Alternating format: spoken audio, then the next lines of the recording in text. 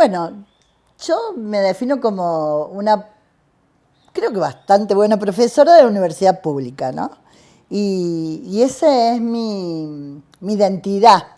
Y bueno, que he dedicado toda mi vida profesional a eso y que uno puede decir que de alguna manera se siente satisfecha por la respuesta de los alumnos, porque creo que es la mejor manera de medir si uno ha sido buena o mala profesora y si ha podido generar algo.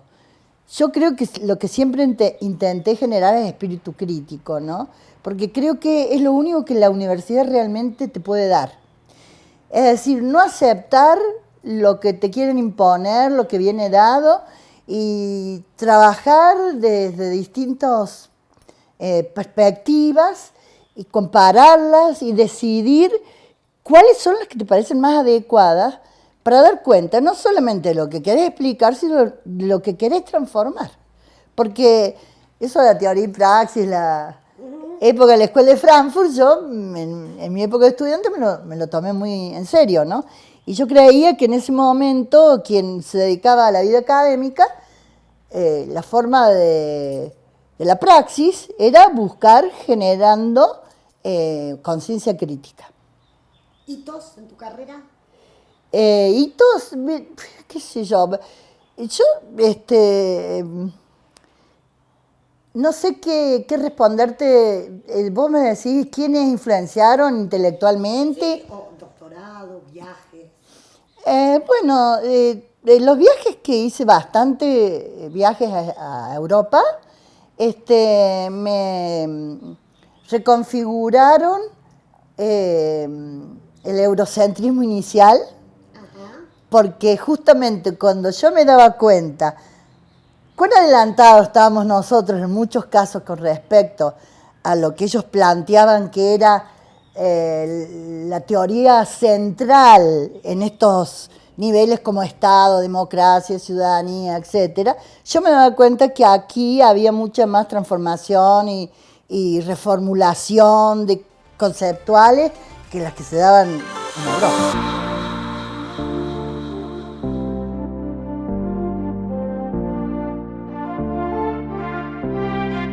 Bueno, democracia siempre porque yo empecé como ayudante de segunda en los últimos meses del gobierno de Isabel Perón, miren, seré viejita. Y entonces, bueno, me choqueó mucho el golpe de Estado, había que apartarse de todo lo que era la discusión, la crítica.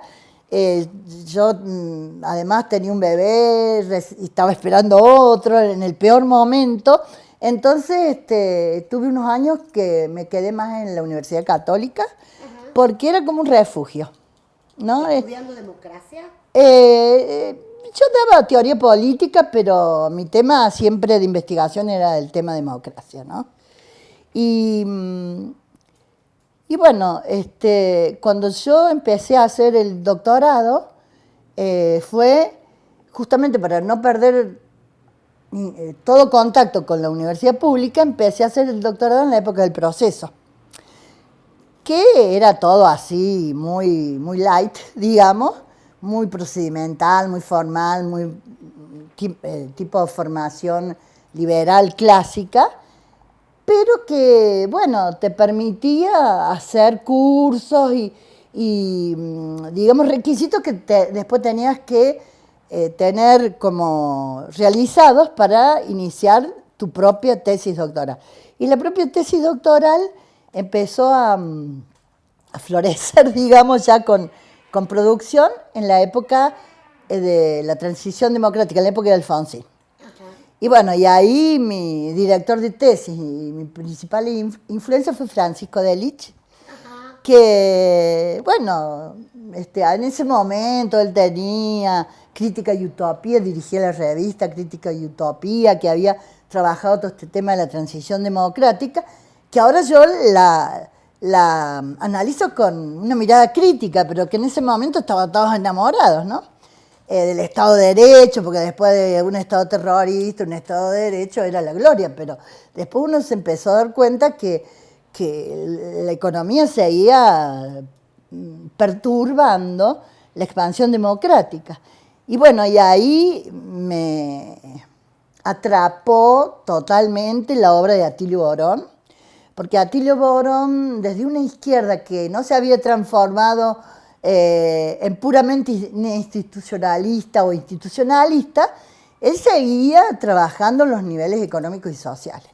Entonces, ahí fue todo un problema porque cambié todo y Delitzsch era más de la otra perspectiva, bueno, pero siempre pudimos. Me llevó 10 años hacer la tesis, por eso, esa cuestión de que como que lo que yo pensaba que era ya claro y totalmente, digamos, configurado como la perspectiva académica que yo había asumido, en realidad lo empecé yo misma a leer críticamente y tuve que empezar con toda una serie, un giro bastante fuerte.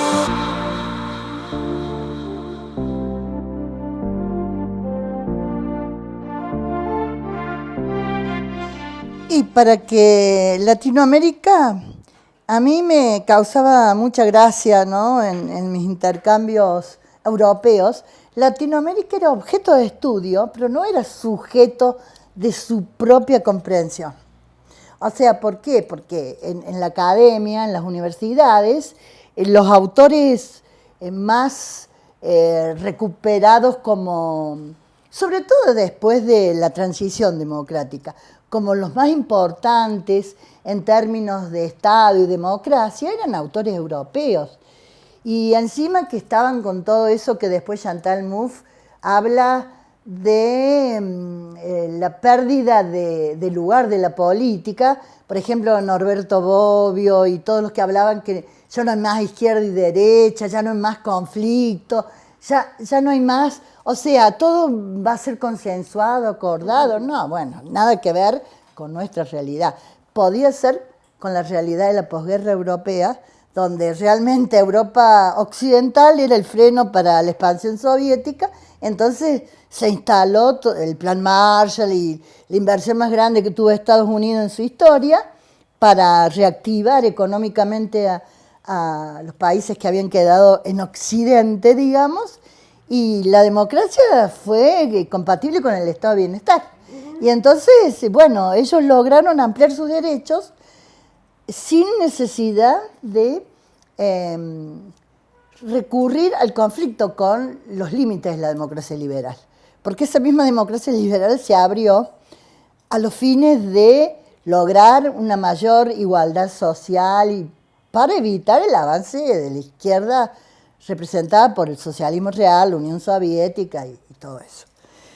En cambio, nosotros siempre fuimos el patio trasero, así que a nosotros el garrote, los golpes de Estado y todo lo demás, cuando intentábamos establecer una democracia con mayor igualdad y ampliación de derechos.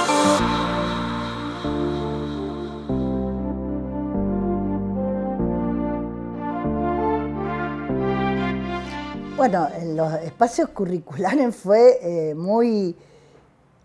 yo entré por concurso en realidad, porque yo me presenté al primer concurso que se hizo en Villa María, que lo estuve leyendo cuando murió un profesor que era el profesor de teoría política 1 y 2, creo, que era Tomás Bernaghi, que es una profe que había estado en mi cátedra, Silvina Irusta, decía, fue el primer profesor por concurso. Y fue muy gracioso porque yo estuve en ese concurso y salimos empatados. Eso fue una cosa que nunca me había pasado en mi vida académica, que sacar el mismo puntaje que otro profesor.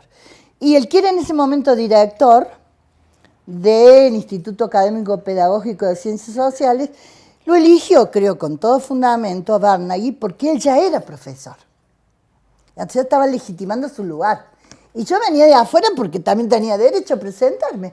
Pero en realidad yo creo que fue acertado. Después no sé qué problemas hubo, si había alguna incompatibilidad con él. Yo la verdad que no supe. Y te llamaron. Y me llamaron porque era la que estaba en el mismo lugar que él, pero ya se había vencido el orden de mérito, porque él había estado unos cuantos años.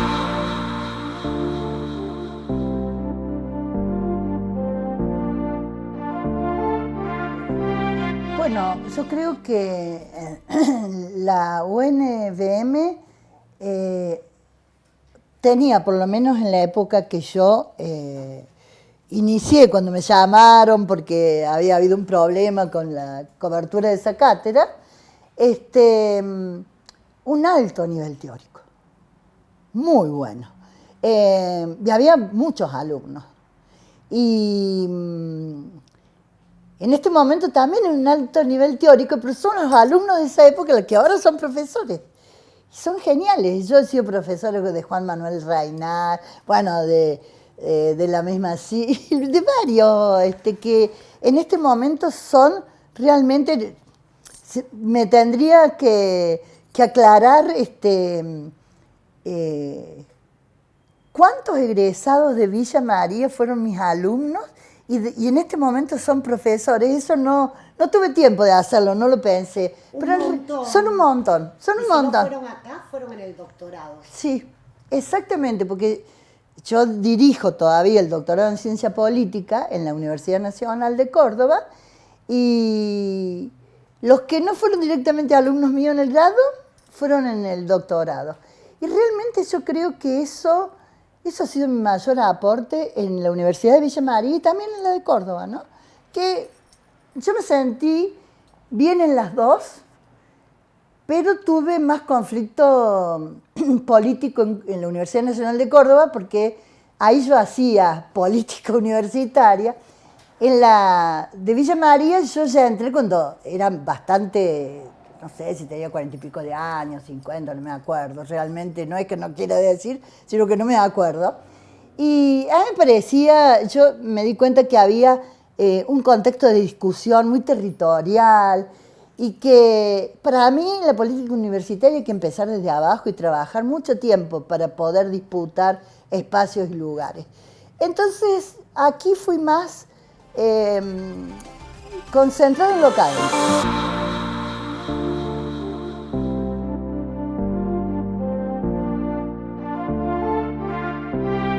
Primero, una absoluta libertad de cátedra.